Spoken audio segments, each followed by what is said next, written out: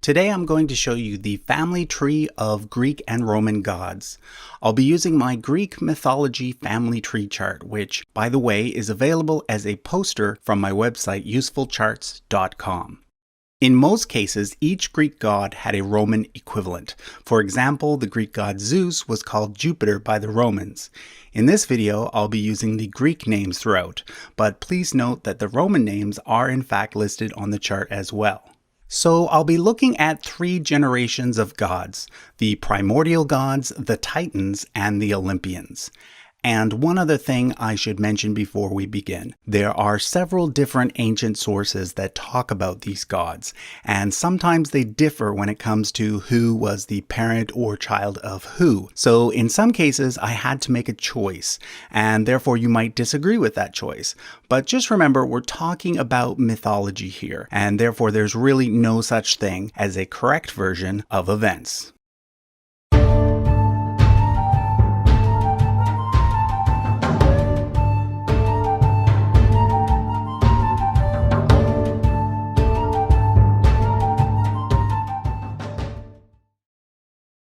We're going to start up here with the first generation of gods, the primordial gods, who, according to some sources, are said to have been born out of chaos. These include Eros Elder, not to be confused with the younger Eros, whom the Romans called Cupid. Then we have Tartarus, the original god of the underworld, Gaia, Mother Earth, the most important of the primordial gods, Erebus, god of darkness, and Nyx, god of night. Now, there are two gods here at the top that don't really fit anywhere on the tree, being that they exist beyond space and time. There's Cronus, Old Father Time, and Ananke, the goddess of destiny. Don't confuse this Cronus, spelt with a CH, with the Titan named Cronus, spelt with a K or C, whom we'll meet later. So the tree really starts from Gaia. From Gaia came three gods: the mountains, the sky, and the sea, named Aurea, Uranus, and Pontus. Take note of the colors because I use them throughout the chart. Green represents earth gods, light blue represents sky gods, and dark blue represents sea gods. Now, Gaia and Uranus actually became a couple, and from them came the Cyclops, monsters with one big eye, the Hecatoncheires, monsters with 50 heads and 100 arms, and most importantly, the 12 Titans. But before we look at the Titans, let's look at the rest of the primordial gods. From Tartarus, the god of the underworld, comes several monsters, shown in brown, such as Cerberus, the three-headed dog that guards the gates of hell, the dragon from which Jason and the Argonauts stole the golden fleece, and the Sphinx, who had the face of a human, the body of a lion, and the wings of a bird. Some of the other famous monsters from Greek mythology came from Pontus, the original god of the sea. These include the Harpies, the Sirens, and the Gorgons. The most famous Gorgon was, of course, Medusa, who had snakes for her hair. One look at her face would turn anyone to stone. The descendants of Pontus also included the Graii. They are three gray witches who share an eye and a tooth and can see the future. Finally, from Pontus comes Nereus, another important sea god, sometimes known as the Old Man of the Sea. He's the father of the Nereids, a large group of female sea nymphs. The last group of beings that fall under the primordial category are those that came from Erebus and Nyx. These include Charon, the ferryman to the underworld, as well as several figures that are personifications of various concepts, such as death or sleep. Note that on this chart, whenever you see a black square, that means a god or creature that lived in the underworld. Whenever you see a red square, that means a god that is a personification of a particular concept and who doesn't really fit into a category such as earth, sky, sea, or underworld. Okay, so now it's time to look at the second generation of gods, the Titans. As I mentioned earlier, the Titans are the children of Gaia and Uranus, and there are 12 of them. Let's start over here on the left. First, we have Oceanus and Tethys, god of the ocean and goddess of the rivers. They take the place of Pontus in this second generation of gods and are the parents of the Oceanids. The Oceanids were a large group of sea goddesses, many of whom were the mothers of other important gods, which we'll get to later. Next, we have Hyperion, god of light, and Thea, goddess of the ether. From them, we get Helios, the original god of the sun, and Selene, the original goddess of the moon. The Roman names for these gods are the basis for our terms solar and lunar. At this point, I should note that some of the 12 titans are grouped together as couples, but some are not. One that is not is Creus. He married a daughter of Pontus, and from them came Pallas, the original god of war. Pallas married Styx, and together they were the parents of Kratos. In recent years, Kratos has become well known because he shows up in the God of War video game series. He had a sister named Nike, who the famous shoe company is named after. We then get Cronus, god of the harvest, and Rhea, goddess of fertility. We'll come back to them in a second, but for now, note that in this generation, we get a couple for the sea, a couple for the sky, and a couple for the earth. The rest of the Titans include Themis, goddess of law and order, Iapetus, god of mortal life, Mnemosyne, goddess of memory, Coeus, the celestial axis, and Phoebe, a minor moon goddess. Out of these 5, Iapetus is perhaps the most important because he was the father of Atlas, the god who is often shown with a globe on his back, as well as Prometheus and Epimetheus, gods of foresight and hindsight. Prometheus is the god who created mankind, and Epimetheus is the god who married the first woman, Pandora. Whenever you see a purple box on this chart, that indicates that that person is either a mortal human or a demigod. Demigod meaning that that person had one parent who was a god and one parent who was a human. Let's go back to Cronus and Rhea. They are shown here in the middle because they are the king and queen of the gods in this second generation.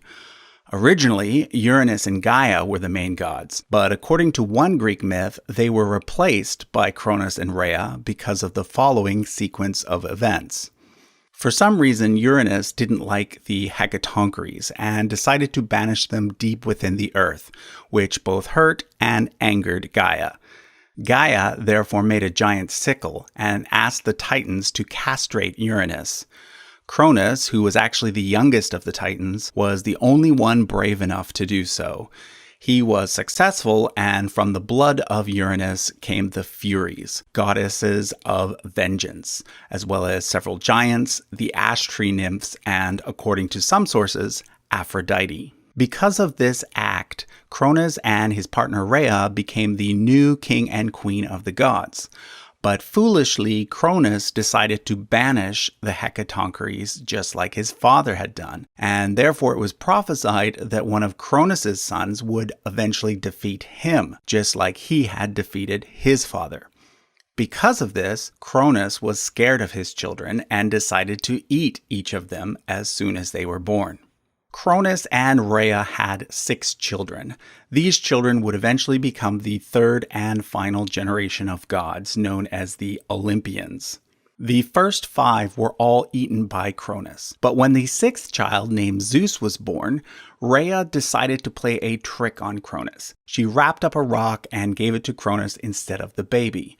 Cronus ate the rock thinking it was Zeus, and therefore Rhea was able to hide Zeus in a safe place until which time he was old enough to launch a war against his father. That war was known as the Battle of the Titans, and as prophesied, Zeus was able to defeat Cronus, thus becoming the third and final king of the gods. He also managed to cut open Cronus's stomach and release his brothers and sisters. He freed the Hecatonchires and instead imprisoned the Titans, making the Hecatonchires their guards.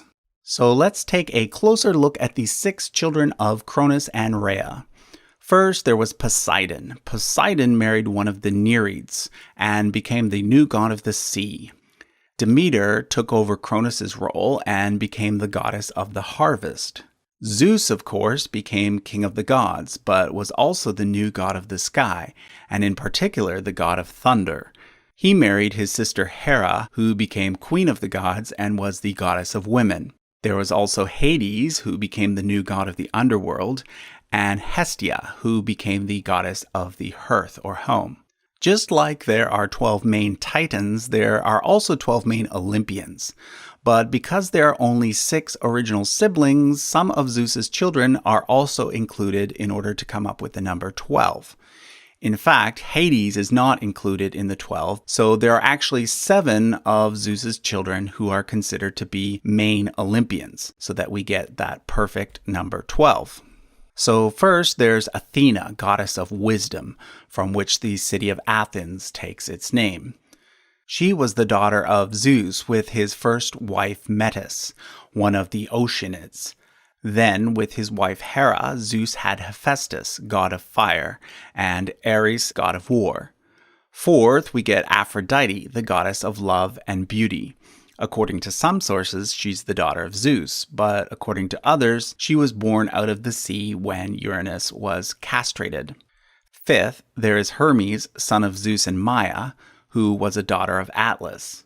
Hermes is the messenger of the gods and is the one with the wings on his helmet. He also serves many other roles though, and because of this, he's considered both an earth god and a sky god. Finally, we have Apollo and Artemis, the new god of the sun and goddess of the moon. Their mother was Leto, daughter of Coeus and Phoebe. Apollo was also the god of medicine and the arts, and Artemis was also the goddess of hunting. So those 7, together with the 5 up here, comprise the 12 main Olympian gods. Now, as you've probably noticed, there are a lot of gods on this chart, and I've been skipping over some of the minor ones. But let me take the time to point out a few more before we go. Most of these are considered to be the various children of Zeus by lots of different females, both goddesses and mortal women. So there's Persephone, daughter of Zeus and Demeter. She was kidnapped by Hades and made the queen of the underworld. Then there's Dike, the goddess of justice.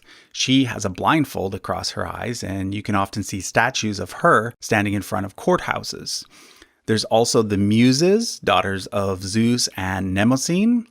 They were goddesses who inspired musicians and artists. Then by mortal women, we have Perseus, after whom Percy Jackson from the Rick Riordan books is named. And of course, Heracles, perhaps the greatest of all the Greek heroes. Finally, when it comes to the children of Zeus, we cannot forget Dionysus, god of wine, and as such, one of the more popular gods in the Greek pantheon. Sometimes he's considered one of the 12 main Olympians in place of Hestia. There are a few more gods I'd like to point out.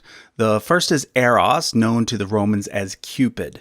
He was the son of Ares and Aphrodite and is usually portrayed as a baby holding a bow and arrow. It is said that whoever he hits with his arrow will fall in love with the next person they see.